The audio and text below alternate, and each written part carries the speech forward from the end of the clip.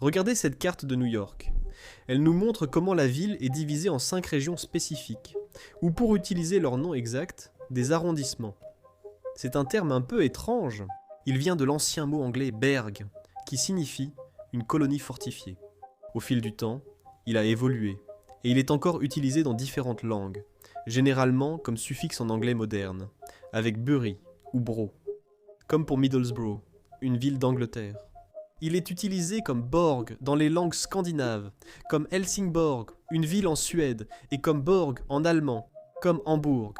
Beaucoup pensent que borough est l'abréviation de neighborhood, ou qu'ils sont liés. Pourtant, bien que similaires, leurs origines sont très différentes.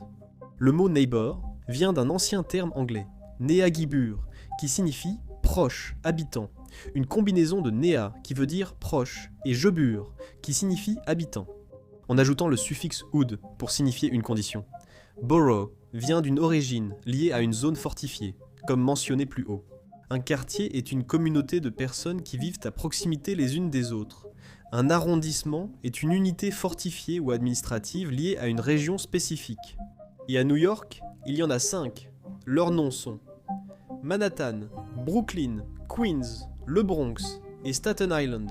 Chacun d'eux a une origine et une signification différentes liées à son nom. Et dans cette vidéo, nous allons découvrir lesquelles.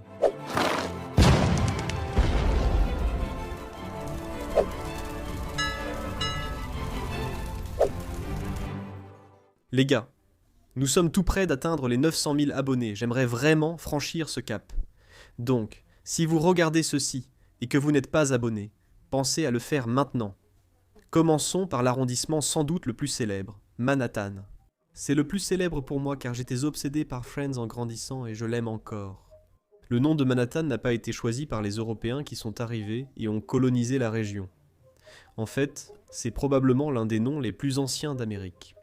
Historiquement, cela faisait partie du territoire Lenape-Hawking, les terres des tribus Lenape.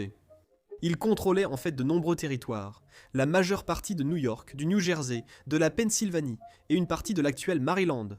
Il y avait plusieurs établissements Lenape dans la région qui correspondent aujourd'hui à Manhattan, notamment Sappoanican, Nectank et Conandecong, qui étaient reliés entre eux par une série de sentiers. Le sentier principal de l'île, qui deviendra plus tard Broadway. Daniel Steiner a réalisé une vidéo fantastique à ce sujet que vous devriez regarder, expliquant comment cette route indigène a essentiellement influencé toute la planification de la ville jusqu'à aujourd'hui. Mais revenons-en au nom.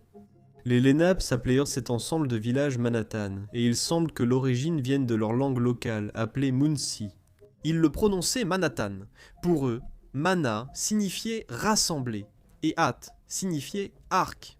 Le Han serait leur manière de conjuguer les verbes. Et ainsi, Manhattan signifiait probablement l'endroit où nous rassemblons les arcs, car ils utilisaient le bois des arbres locaux pour les fabriquer. En fait, selon une tradition Muncie rapportée par Albert Sekakin au XIXe siècle, qui était un missionnaire et érudit amérindien, l'île avait en fait été nommée d'après un bosquet de noyers cendrés qui était considéré comme idéal pour la fabrication d'arcs. Le bois de noyer cendré, bien qu'il soit classé comme bois dur, est connu pour sa flexibilité. Cela leur permettait de le travailler et de le courber en forme d'arc sans perdre de solidité. D'autres théories sur l'origine du nom existent. Bien sûr, l'encyclopédie de New York en cite quelques-unes, comme le fait qu'il pourrait venir du mot Muncie Menat, qui signifie île, ou d'un autre mot super compliqué, Manahakpanyank, qui voulait dire lieu d'habitation. J'imagine que c'était peut-être l'endroit où ils allaient, pour se saouler. Quelle que soit l'origine, c'est ainsi qu'ils ont appelé l'île. Et lorsque les Hollandais sont arrivés, et ont établi leur colonie de la Nouvelle-Amsterdam, qui allait devenir plus tard la New York britannique, puis américaine, ils ont emprunté ce terme aux autochtones, en modifiant la façon dont ils s'écrivaient et se prononçaient pour devenir Manhattan. Mais d'autres orthographes étranges existent dans les archives historiques. Robert Druett, un officier à bord du navire de Henry Hudson en 1609, l'a noté sous la forme Mannahatta.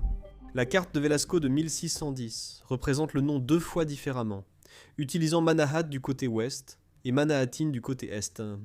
En fait, la première représentation de Manhattan datant de 1626 réalisée par les Hollandais nous montre le fort Amsterdam dans les Manhattan, utilisant également la forme plurielle du mot. À l'époque, Les Hollandais étaient sûrement déçus d'avoir perdu la Nouvelle-Amsterdam face aux Britanniques et auraient peut-être eu besoin d'un thérapeute. Passons maintenant à Brooklyn, qui rivalise sans doute avec Manhattan en termes de popularité. Et peut-être voulez-vous deviner d'où vient son nom? Encore une fois, c'est exact, ce sont les Hollandais. Le nom Brooklyn est dérivé de la ville hollandaise d'origine, Broechelen. Celle-ci se trouve aux Pays-Bas, dans la province d'Utrecht. Comme beaucoup d'autres colons, les Hollandais sont arrivés ici, et ont donné à cette nouvelle colonie le nom d'une ancienne ville de leur pays d'origine. Cette ville hollandaise d'origine, appelée Broeklen, avait une ancienne appellation, Broekled, qui remonte au moins à l'an 953. À l'époque, Broek aurait été un mot signifiant marécage ou terre marécageuse, tandis que led aurait voulu dire quelque chose comme petit cours d'eau. Comme toujours, il existe d'autres théories sur l'origine, comme celle voulant dire terre brisée. Mais le Brooklyn d'origine était en fait un marécage avec une petite rivière, donc il est logique que ce soit la véritable origine du nom. La colonie américaine de Brooklyn a été fondée en 1646 dans le cadre des colonies néerlandaises de la Nouvelle-Amsterdam. À partir de ce moment-là, le nom de la colonie a connu de nombreuses variations orthographiques, passant de Brooklyn à Brookland, Brookland, Brooklyn, voire Brooklyn. Et lorsque les Britanniques ont pris le contrôle de la Nouvelle-Amsterdam, le nom est devenu de plus en plus anglicisé, pour finalement devenir Brooklyn tout court. Ensuite, pour faire une pause avec ses origines néerlandaises, voici Queens. Le comté de Queens a été créé en 1683, dans le cadre de la colonie britannique de la région. C'était l'un des 12 comtés d'origine de la province britannique de New York.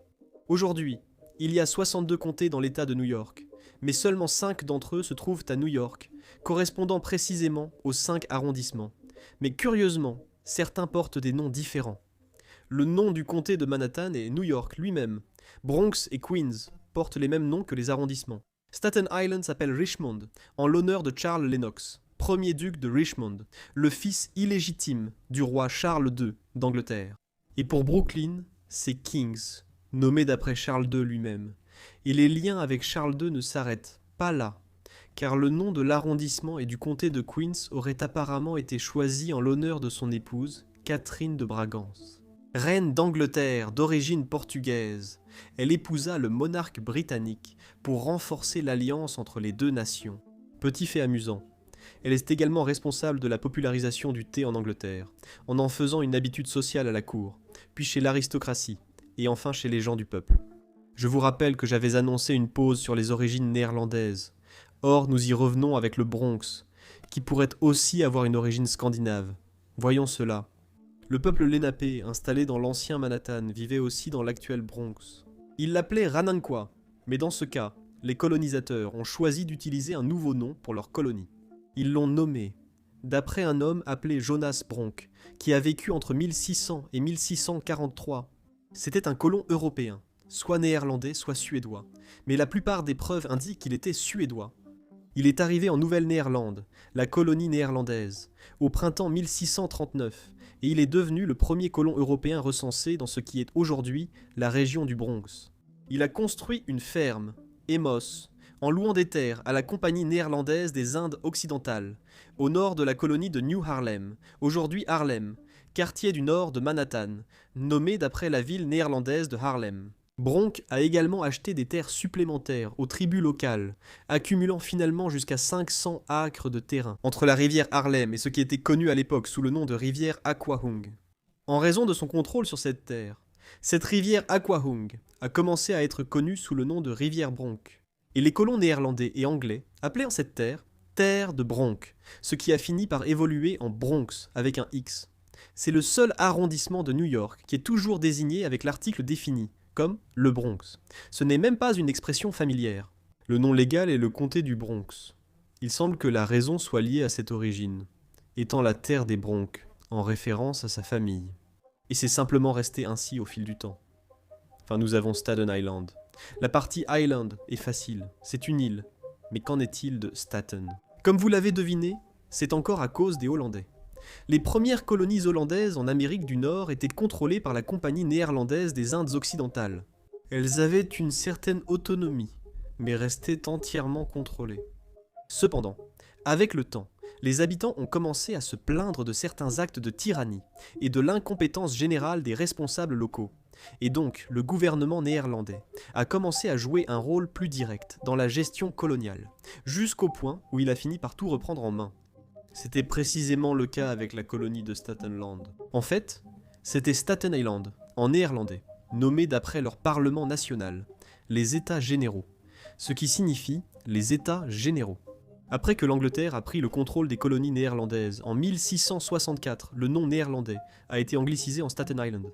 Les Lenapes autochtones avaient aussi un nom pour l'île, Ekuhos, ce qui signifie les mauvaises forêts. Peut-être qu'ils considérèrent la forêt là-bas comme dangereuse pour une raison quelconque, ou que le bois était simplement de mauvaise qualité. Je pense que mauvaise forêt n'aurait pas attiré de colons. Donc le changement était une bonne idée. Voilà donc les noms, les origines et les significations des 5 arrondissements de New York, pour comprendre d'où ils viennent et ce qu'ils sont, très souvent liés au colonialisme néerlandais, parfois aux Britanniques, et même parfois aux Amérindiens qui y vivaient en premier. Les noms de lieux et leurs étymologies sont fascinants, parce qu'ils nous apprennent toujours énormément sur l'histoire de cette région, et c'est incroyable de voir comment cette histoire perdure. Elle est portée et reflétée dans la façon dont nous appelons ces endroits chaque jour, même si nous n'en avons pas conscience. Pensez aux Amérindiens qui ont donné son nom à Manhattan sans savoir cela. Des siècles plus tard, des gens du monde entier en entendraient parler à cause de l'impact culturel que cet endroit a. Ou comment Jonas Bronx se sentirait-il en écoutant toutes les chansons de rap qui mentionnent le Bronx? Parce que cet endroit deviendrait le berceau d'un genre musical appelé hip-hop. Je ne sais pas, je trouve ça vraiment intéressant. Merci beaucoup d'avoir regardé cette vidéo. Merci à mes mécènes pour leur soutien direct chaque mois. Si vous voulez soutenir la chaîne aussi, n'hésitez pas à nous rejoindre là-bas, sinon, il n'y a aucun problème. Je vous retrouve la prochaine fois pour plus de culture générale.